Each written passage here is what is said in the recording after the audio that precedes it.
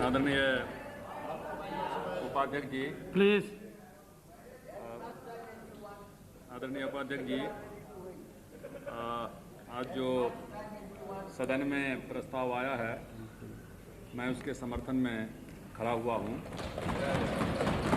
और मैं समझता था कि अभी रघुवंश जी ने कहा, मैं सुन रहा था, ये प्रस्ताव इतना वेजिटेरियन है, इतना हल्का प्रस्ताव है कि इससे किसी को कोई डिफर करने की आवश्यकता नहीं थी। और मैंने जौहर साहब को, ममता जी को भी मैंने कहा था कि ये सदन के लिए सबसे अच्छी बात होती कि इस प्रस्ताव को बिना वोटिंग का सर्वसम्मति से पास कर दिया जाता। और इस तरह का उदाहरण है, यहाँ अटल जी हैं, यहाँ गृह मंत्री हैं, अडवाणी साहब हैं, जौहर साहब हैं। 1977 में मैं आया था जीत करके पहली बार, और उसी समय में बेल्छी की घटना घटी थी और राष्ट्रपति शासन था, और मैंने 184 दिया था सरकारी बेंच से। बिजनेस एडवाइजरी कमेटी में उस पर हल्ला हुआ और बिजनेस एडवाइजरी कमेटी ने उस प्रस्ताव को मंजूर कर लिया। 184 में इसको क्या डिस्कशन में जाना चाहिए। और मोरारजी भाई उस समय में प्रधानमंत्री थे और होम मिनिस्टर थे चौधरी साहब, और उसके बाद क्या कहते हैं कि सारा डिबेट शुरू हुआ और वो डिबेट करीब 12 घंटे तक चला। बेल्छी की घटना घटी थी और इसी घटना से कांग्रेस की पुनरावृत्ति भी हुई थी। वहाँ गई थी प्रधान, उस समय में इंदिरा जी गई थी और उसके बाद से ही जो है हाथी पर, और वहाँ के बाद हुआ था। और उस समय में हाउस में चर्चा चली और चर्चा चलने के बाद, और ठीक यही लैंग्वेज था, यदि उस समय का प्रस्ताव, मेरा प्रस्ताव यदि कोई देखे 77 का, ठीक यही प्रस्ताव था। और उसके बाद कहते हैं प्रधानमंत्री ने उठ कर कहा कि नहीं, ये जो दलितों के ऊपर में हत्या हुई है ये शर्म की बात है, और क्या कहते हैं कि ये कोई एक पार्टी का मामला नहीं है, ये पूरे सदन का मामला है और सदन इसको एडॉप्ट करता है। और चेयर के तरफ से मूव किया गया, मेरा प्रस्ताव था और पूरे के पूरे पक्ष ने उसको कहते हैं मान लिया, और उससे कहीं ना तो सरकार की प्रतिष्ठा गिरी और ना ही कहीं प्रधानमंत्री का प्रतिष्ठा गिरा, बल्कि एक पूरे देश में एक माहौल गया कि शायद ये पूरा का पूरा सदन जो है, जो दलितों के ऊपर में, कमजोर वर्ग के ऊपर में जो हत्या हो रही है या होगी, उसके लिए कहीं कोई पार्टी पॉलिटिक्स नहीं है, सब लोग एक स्वर से एक साथ खड़े हैं। और मैं समझता था कि यही चीज आज होना चाहिए था, अभी भी मौका है। इसमें क्या लिखा हुआ है?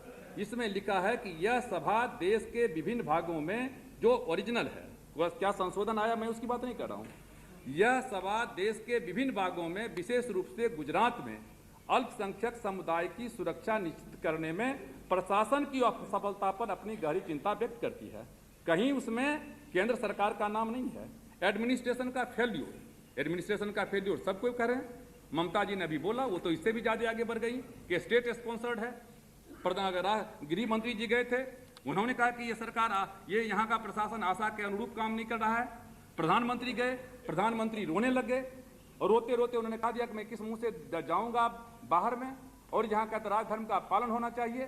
तो प्रशासन की असफलता है, यहाँ कहाँ है केंद्र सरकार का? कहाँ है कि केंद्र सरकार से तो सिर्फ इतना कहा गया है कि चिंता व्यक्त करती है और सरकार से अनुरोध करती है कि वो अल्पसंख्यक समुदायों में विश्वास बहाल करने और उनकी रक्षा करने का प्रभावी कदम उठावे। सदन आपसे सिर्फ इतना मांग कर रहा है कि आप क्या कहते हैं कि इंस्ट्रक्शंस दीजिए, डायरेक्शन दीजिए, और वहां क्या कहते हैं कि जिससे कि प्रभावी कदम उठ सके। यदि इतना भी प्रस्ताव ये सदन पास नहीं कर सकता है, यदि हम निंदा नहीं कर सकते हैं इतनी बड़ी घटना का, तो फिर हम लोग यहाँ क्या कर रहे हैं? और इसलिए मैंने कहा कि ये मामला कोई पार्टी का नहीं है, व्यक्ति। इस देश में सबसे बड़ा राष्ट्र होता है, राष्ट्र के बाद पार्टी होती है और पार्टी के बाद व्यक्ति होता है। नेशनल इंटरेस्ट, तब पार्टी इंटरेस्ट और तब इंडिविजुअल इंटरेस्ट है। लेकिन इस देश में जब व्यक्ति का इंटरेस्ट और पार्टी का इंटरेस्ट देश हित से ऊपर चला जाता है, तो देश पर बादल का खतरा का बादल जो है मर्राने लगता है। और इसलिए मैं कहना चाहूंगा कि ये जो प्रस्ताव आया है, इस प्रस्ताव में ऐसा कोई चीज नहीं है। मैं दूसरा बात कहना चाहता हूं, इसमें शब्द है अल्पसंख्यक। हो सकता है किसी लोगों को आपत्ति हो, अल्पसंख्यक शब्द के बदले में आप कह सकते हैं सांप्रदायिक दंगा कह सकते हैं। अब अल्पसंख्यक, इस देश में कौन अल्पसंख्यक है? कौन लोग कहां से आया है? इस देश में अल्पसंख्यक की परिभाषा क्या है? बहुत लोग कहते हैं कि जो मुसलमान बाबर के औलाद हैं। इतिहास किसने पढ़ा है? हम लोग भी पढ़े हैं। बाबर कब आया था? 1526 में आया था। और बाबर जब आया था, देश में कौन राज कर रहा था? इब्राहिम लोदी राज कर रहा था। इब्राहिम लोदी के पहले कौन था? खिलजी वंश था। खिलजी वंश के पहले कौन था? गुलाम वंश था। गुलाम वंश के पहले कौन था? मोहम्मद गोरी था। 1100 ईस्वी से इस देश में संतलत क्या कहते हैं रहा। बाबर के साथ में कितने लोग आए थे? 1200 लोग आए थे। आज कितने मुसलमान हैं? हिंदुस्तान, पाकिस्तान, बांग्लादेश तीनों को मिला दीजिए 35 करोड़ मुसलमान हैं। ये 35 करोड़ मुसलमान कोई 1200 के औलाद है? कौन बने हैं मुसलमान? इसी परिवार से गए हैं। सबसे ज्यादा गरीब परिवार से गए हैं। सबसे ज्यादा दलित वर्ग के लोग क्या कहते हैं गए हैं, यहीं से गए हैं। कौन विदेशी आया हुआ है? कौन है? सिख। गुरु गोविंद सिंह जी ने बिहार में, गुरु गोविंद सिंह जी ने सिख धर्म की स्थापना किया। केस, कंघी, कारा, कृपान, कच्छ 5 क से लैस कर दिया, सिख धर्म की स्थापना हुई।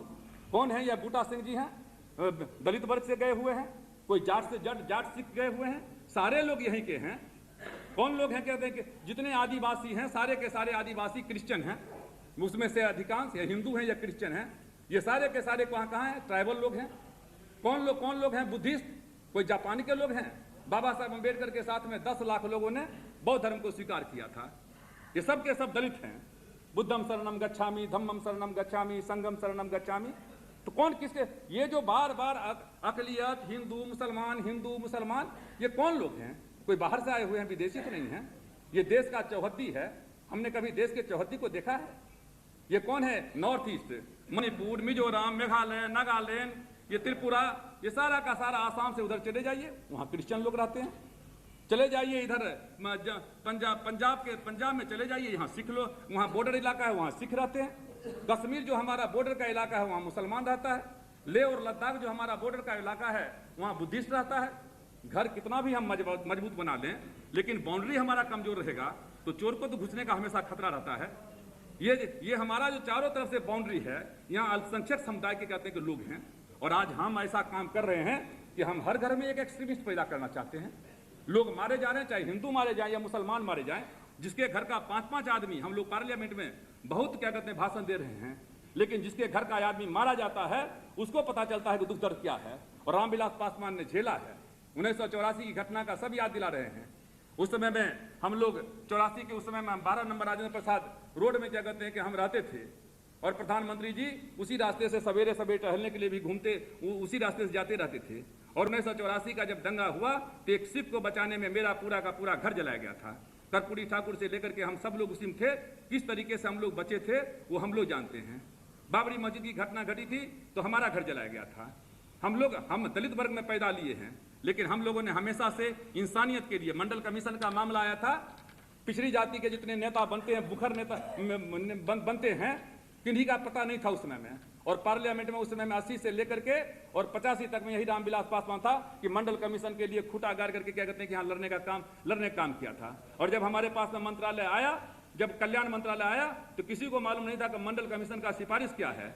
हम सोली सोहराव जी थे, उस दिन कह रहे थे प्रधानमंत्री के सामने में कि रामविलास पासवान क्लास लेते थे। हम क्लास लेते थे और बतलाते थे कि मंडल कमीशन कैसे कास्ट का मुद्दा नहीं है, कैसे क्लास का मुद्दा है, और कैसे कॉमन लिस्ट है, कैसे क्या है। और उस प्रस्ताव को क्या कहते हैं कि मंडल कमीशन के सिफारिश को लागू करवाने का काम किया गया। चाहे बाबा साहब अम्बेडकर का मामला हो, चाहे कोई भी, हर जो भारत एक बगीचा के समान है। इस बगीचा में हर तरह के फूल हैं। हिंदू भी हैं, मुसलमान भी हैं, सिख भी हैं, ईसाई भी हैं, दलित भी हैं, ब्राह्मण भी हैं। और बगीचा का वही माली अच्छा होता है जिस बगीचा में हर तरह का फूल खिलता है। और ये देश तब तक मजबूत नहीं होगा जब तक यहाँ हर वर्ग के लोग जो है सुरक्षित क्या कहते हैं अपने को महसूस नहीं करेंगे। इसलिए मैं कहना चाहता हूँ कि जो अल्पसंख्यक समुदाय का परिभाषा है, हमको समझना चाहिए कि अल्पसंख्यक हमारे ही खून के हैं। 5 पीढ़ी, 10 पीढ़ी, 15 पीढ़ी चले जाइए, शाहनवाज और रामविलास पासवान एक ही माँ बाप के संतान हैं। कोई यहाँ दूसरा नहीं आया है। देश की आज़ादी लिया, फांसी के फंदे को चूम लिया खुदीराम बोस हिंदू था। फांसी के फंदे को चूम लिया सरदार भगत सिंह सिख थे। फांसी के फंदे को चूम लिया इशफाक उल्लाह खान मुसलमान था। इशफाक उल्लाह खान ने कहा था बिस्मिल का वो लाइन कि सरफरोशी की तमन्ना अब हमारे दिल में है, देखना है जोर कितना बाजुए कातिल में है, कह करके फांसी के फंदे को चूम लिया था। बिस्मिल का लाइन था, लेकिन उन्होंने कहा था। बहादुर शाह जफर की बात हमारे लोग कर रहे थे। बहादुर शाह जफर मुगल सल्तनत का अंतिम बादशाह था। उसको अंग्रेज पकड़ करके ले गया रंगून, और रंगून में ले जा करके बहादुर शाह जफर को क्या कहते हैं कि जब फांसी पर चढ़ाया गया था तो बहादुर शाह जफर ने कहा था, अंग्रेज ने कहा था कि दम दमे में दम नहीं है, खैर मांगो जान की, ऐ जफर बस हो चुकी है तेग हिंदुस्तान की।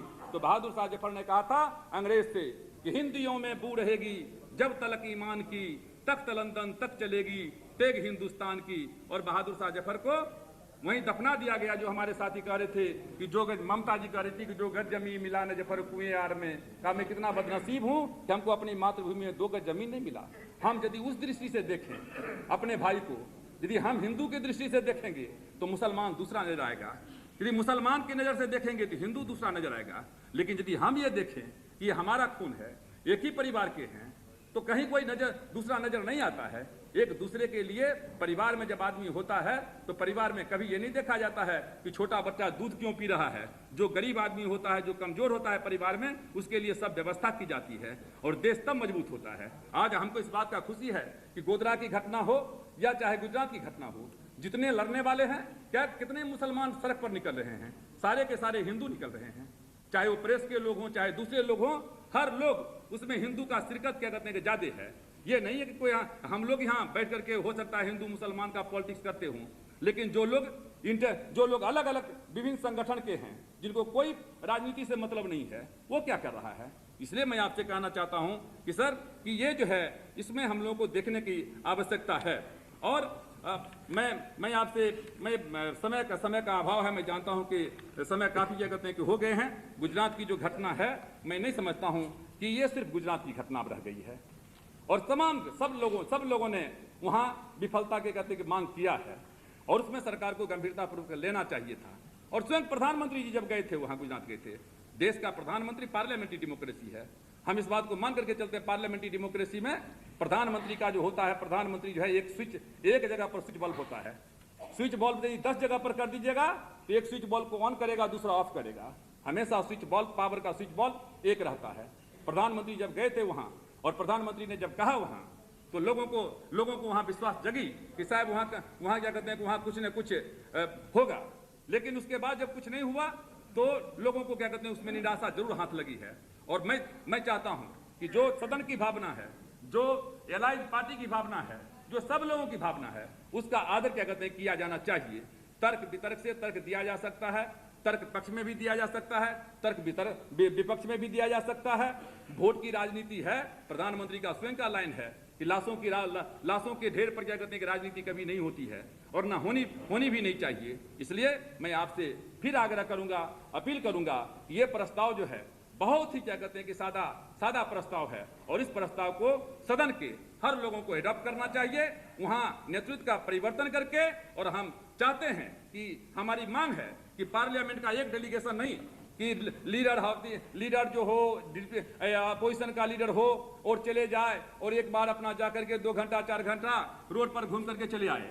आप इसमें कम बनाइए कमिटी, 10-20 कमिटी बनाइए, अलग अलग कमिटी बनाइए, अलग अलग कमिटी को जिम्मेवारी दीजिए। वो जाएगा, वो पार्लियामेंट्री कमिटी हर पार्टी का उसमें नेता रहे, हर क्या कहते हैं विभिन्न संगठन का रहे, अलग अलग क्या कहते हैं कि जिला में जाए, 1 दिन रहे, 2 दिन रहे, वहां के लोगों को जो घाव है उस पर मलहम लगाने का काम करे, उनको विश्वास में लाने का काम करे।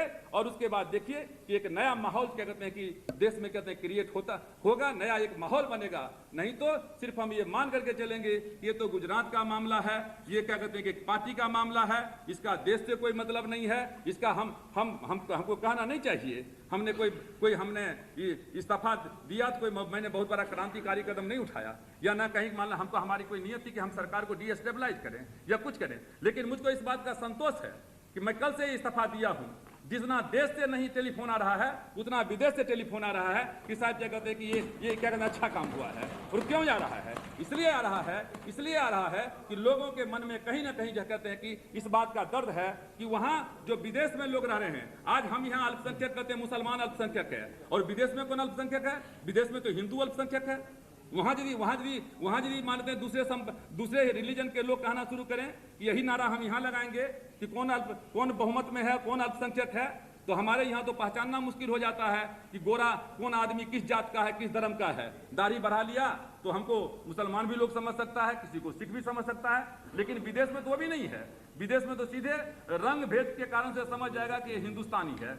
तो वहाँ अल्पसंख्यक कौन है? अल्पसंख्यक तो वहाँ हमारे ही लोग हैं, अल्पसंख्यक यहीं के लोग हैं। इसलिए इसको ना तो अल्पसंख्यक के रूप में तोला जाए, ना बहुसंख्यक के रूप में देखा जाए, इसको इस रूप में देखा जाए कि ये देश कैसे मजबूत होगा। और मैं समझता हूं कि देश तब तक मजबूत नहीं होगा जब तक कि देश में रहने वाले हर लोगों को देश के प्रति और नेतृत्व के प्रति विश्वास नहीं होता है। और मैं फिर सदन से ये आग्रह करूंगा कि ये प्रस्ताव में ऐसा कुछ नहीं है जिससे कि कोई भारत सरकार के ऊपर में सेंसर मोशन आ रहा है, या भारत सरकार को खत्म करने की बात हो रही है, या भारत सरकार से इस्तीफा मांगा जा रहा है। ये मामला इतना ही है कि इस घटना की हम निंदा करते हैं, प्रशासन का वहां फेल्योर रहा है, और भारत सरकार जो है इस कारगर कदम उठावे। और जो लोग शिविर में हैं, एक नहीं दो नहीं लाखों की संख्या में लोग शिविर में हैं, जो लोग पाकिस्तान से हिंदुस्तान में चले आए, आज तक उस घाव को नहीं भूल पाए हैं। और जो लोग कश्मीर से चले आए हैं हिंदू, वो भी घाव को नहीं भूल पाए हैं। कल जो गुजरात से दूसरे जगह पर जाएंगे, वो क्या घाव को भूल जाएंगे? हम कितने घर में, हम कितने बाहर से लड़ेंगे कि घर में लोग नया एक्सट्रीमिस्ट पैदा करेंगे। इसलिए इसको एक जो है मानवता की दृष्टि से देखना चाहिए, और इस प्रस्ताव के पक्ष में सबको वोट देकर के और सर्वसम्मति से इस प्रस्ताव को पास करना चाहिए। यही मेरा आग्रह है। श्री ओमर अब्दुल्ला।